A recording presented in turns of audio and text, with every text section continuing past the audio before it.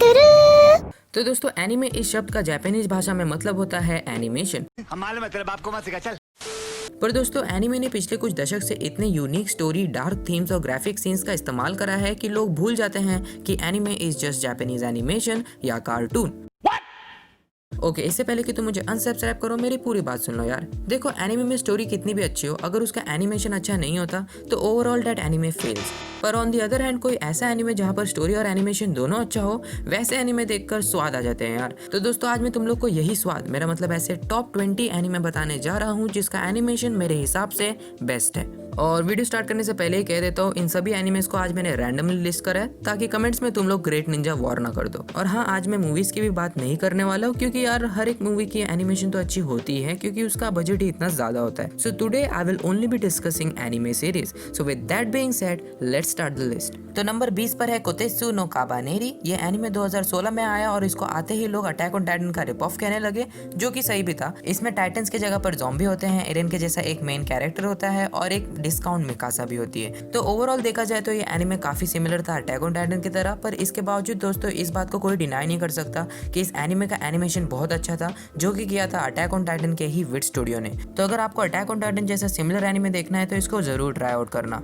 अब नंबर 19 पर है मेड इन अबिस। एक ऐसा एनिमे जो देखने में तो लगेगा स्वीट होलसम स्वामी टाइप का, पर अंदर से होता है बहुत इमोशनल और डार्क टाइप का। एक इसेकाई एनिमे होने की वजह से ये एनिमे एक ऐसी दुनिया में होता है जहाँ पर एक अबिस नाम का गड्ढा होता है जिसके अलग अलग लेवल्स होते हैं। और दोस्तों इस एनिमे की सीनरी इतनी ज्यादा ब्यूटीफुल है कि कभी कभी तो आपको ऐसा लगेगा कि यार मैं मूवी तो नहीं देख रहा, मतलब उस लेवल का एनिमेशन है इस एनिमे में। Now moving on to number 18 we have Mob Psycho, जो कि रिसेंटली इंडियन एनिमे कम्युनिटी में एक्सप्लोड हो गया है, जिसके दो सबसे बड़े रीजंस है इस एनिमे की कॉमेडी और इसका एनिमेशन। अब जैसे मैंने मेड इन अबिस के लिए बोला वो दिखता कुछ और है और होता कुछ और है, वैसे ही मॉब साइको 100 का भी अगर आप आर्टवर्क देखोगे तो आपको ऐसा लगेगा कि यार ये तो शिनचैन लेवल आर्टवर्क है।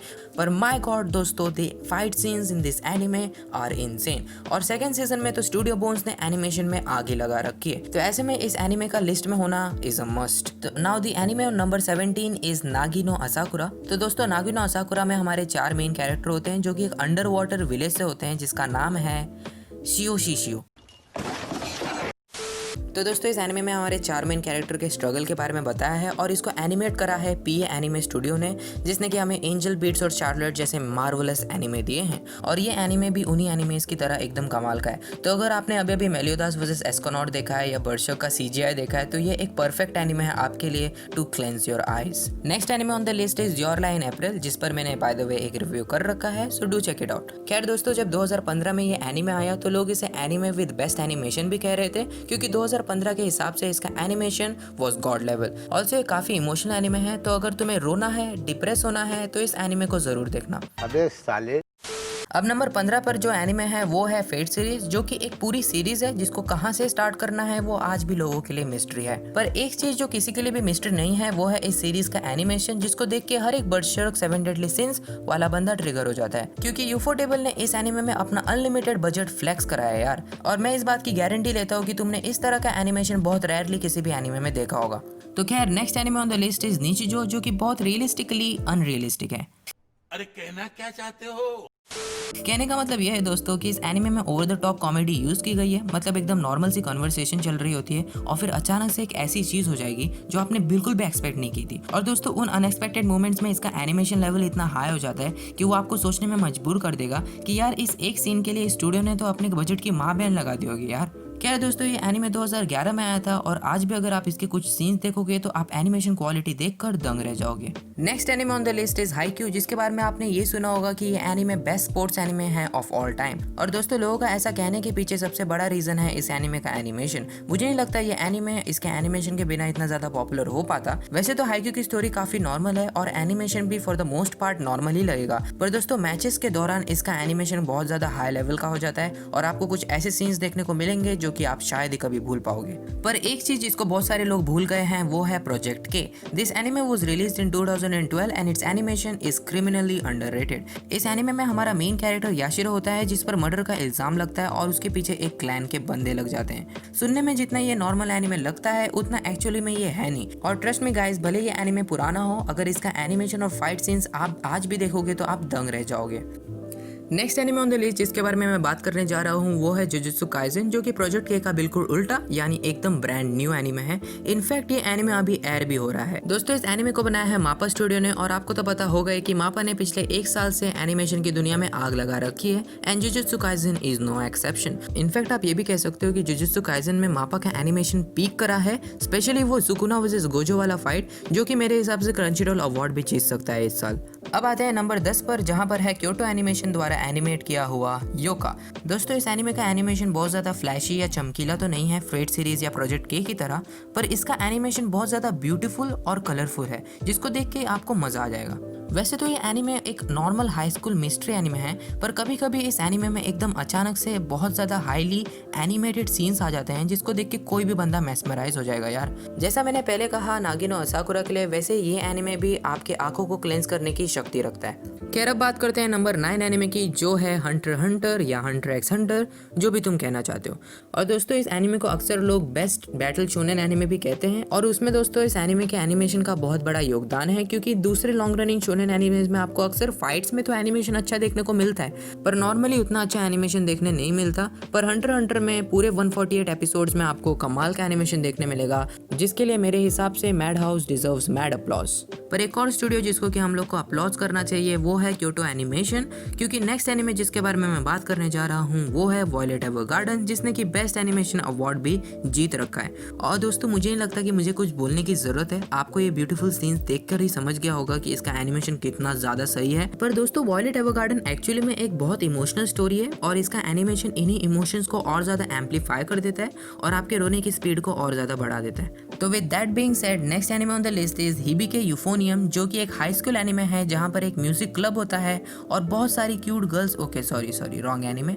देखो यार हिबिके यूफोनियम कोई बहुत ज्यादा यूनिक एनिमे नहीं है, पर इसमें क्यूट गर्ल्स मैंने मतलब इसका एनिमेशन बहुत ज्यादा अच्छा है दोस्तों। आई मीन इस एनिमे का एनिमेशन और इस एनिमे की कवाई एनिमे गर्ल्स तुम्हारे डिप्रेशन को क्यूर कर सकते हैं यार। With that being said, next anime on the list is Monogatari series, और मैं झूठ नहीं बोलूंगा, मैंने इसको लिस्ट में सिर्फ इसके फैन सर्विस सीन्स के लिए रखा है। I confess I am a hentai. पर दोस्तों फैन सर्विस के अलावा भी ओवरऑल इसका एनिमेशन देखने लायक है, और ये भी फेट सीरीज की तरह एक सीरीज है, पर through out the series the animation quality still holds up. खैर दोस्तों नंबर 5 पर है माय हीरो एकेडमिया, क्योंकि यार मानो या ना मानो इस वक्त अगर लॉन्ग रनिंग बैटल शोनेन की बात की जाए तो माय हीरो एकेडमिया में ही सबसे बेस्ट एनिमेशन है, और एनिमेशन ही सबसे बड़ा रीजन है कि माय हीरो एकेडमिया वो so famous in the first place. मतलब माय हीरो एकेडमिया की स्टोरी, कैरेक्टर किसी को पसंद आए ना आए, एनिमेशन सबको पसंद आता है, क्योंकि स्टूडियो बोन्स की मेहनत आपको हर एक एपिसोड में जरूर देखने मिलती है। ऑल्सो दोस्तों मैंने माय हीरो एकेडमिया पर एक 20 मिनट लंबा वीडियो बना रखा है, so do check that out. खैर नंबर 4 पर है गुरन लगान, जिसको अगर मैं एक शब्द में डिस्क्राइब करूँ तो मैं बोलूंगा इट्स वेरी फन,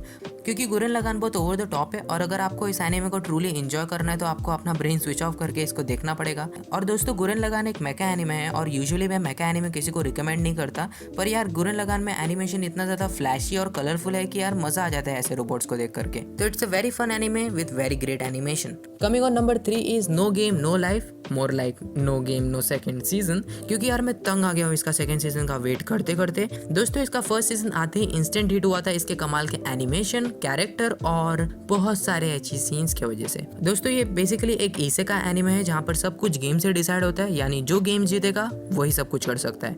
और दोस्तों मुझे पता है इसका एनिमेशन आजकल के टाइम पे उतना होल्ड ऑन नहीं करता है, पर मुझे इसका कलर ग्रेडिंग स्पेशली बहुत ज्यादा पसंद आया था, इसलिए मैंने इसको लिस्ट में ऐड किया। अब मैं जिस एनिमे की बात करने जा रहा हूँ मुझे नहीं लगता कि उसको किसी भी इंट्रोडक्शन की जरूरत है, which is One Punch Man. दोस्तों इस एनिमे का बजट मेरे हिसाब से बहुत ज्यादा हाई होगा, क्योंकि यूसुके मुराटा की ड्राइंग्स को एनिमेट करना कोई आसान काम तो है नहीं, पर मैडहाउस स्टूडियो ने इस एनिमे में प्रूव करा है कि क्यों उनको बेस्ट एनिमे स्टूडियो कहा जाता है, स्पेशली उस बोरोस वर्सेस साइतामा वाले फाइट में। अब तुम लोग बोलोगे कि इसका सेकंड सीजन उतना अच्छा नहीं था एनिमेशन के मामले में, और मैं एक्सेप्ट करता हूँ उसको, पर दोस्तों इसका फर्स्ट सीजन इतना ज्यादा अच्छा था एनिमेशन में कि आई थॉट कि it deserve the spot in the list. पहले कि हम नंबर 1 पे चलो बात करते हैं कुछ ऑनरेबल मेंशंस की। तो ऑनरेबल मेंशंस हैं जुन माइदा के बनाए हुआ कोई भी एनिमे, मसाकी उवासा के बनाए हुए एनिमेस, मैडहाउस स्टूडियो के एनिमेस, क्योटो एनिमेशन के एनिमेस। अबे साले। मतलब देखो यार, आजकल तो हर एनिमेज में अच्छा एनिमेशन यूज होता है यार, तो अगर मैं ऑनरेबल मेंशंस देते बैठूं तो शायद लिस्ट कभी खत्म ही नहीं होगी। तो ऐसे में तुम मुझे कमेंट्स में जरूर बताना ऐसे एनिमेज जो कि मैंने लिस्ट में इंक्लूड नहीं किए हैं। तो विद दैट बीइंग सेड, चलो बात करते हैं नंबर 1 एनिमे की, जो कि मुझे नहीं लगता किसी के लिए भी कोई मिस्ट्री होगा, क्योंकि इट्स डीमन स्लेयर। दोस्तों, डीमन स्लेयर 2019 में आते ही एनिमे कम्युनिटी में बहुत ज्यादा फेमस हो गया। ये एनिमे ट्विटर पर ट्रेंड कर रहा था और पिछले साल तो इसकी मूवीज ने बहुत सारे रिकॉर्ड भी तोड़े हैं यार। और दोस्तों, ये कोई बहुत बड़ा राज नहीं है कि इसके पीछे है इस एनिमे का अनलिमिटेड बजट, यानी यूफोटेबल का गॉड लेवल एनिमेशन। दोस्तों, मुझे याद है मैंने जब 2019 में ये एनिमे देखा था तो इट मेड मी रियलाइज कि एनिमेशन कितना ज्यादा मैटर करता है एक एनिमे में। तो इसीलिए मेरे हिसाब से demon slayer deserve the spot in the list. तो ये थे मेरे top 20 anime with best animation. और दोस्तों, मैंने मसाकी उवासा जैसे डायरेक्टर्स के एनिमे उतनी लिस्ट में नहीं डाले हैं, क्योंकि मैंने आर्टवर्क नहीं, एनिमेशन और बजट सोच करके एनिमे को लिस्ट में डाला है। तो माफ करना अगर मैंने तुम्हारे फेवरेट एनिमे लिस्ट में नहीं डाले हैं तो इसलिए दोस्तों, तुम लोग कमेंट्स में मुझे जरूर बताना कि कौन से एनिमेज मुझे लिस्ट में डालने चाहिए थे। तुम्हारे हिसाब से कौन से एनिमेज में बहुत अच्छा एनिमेशन है, do let me know in the comment section. And once again guys, thanks इस वीडियो को देखने के लिए और मुझे झेलने के लिए।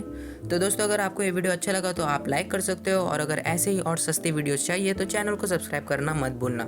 मैं आपसे मिलूंगा अगली वीडियो में, तब तक के लिए अपना ध्यान रखो, be healthy, watch anime and sayonara. कभी आते जाते रास्ते में, कभी स्कूल के बस्ते में, ढूंढे तो मिल जाएगा एक नया आइडिया, बनाया और के रोबोट।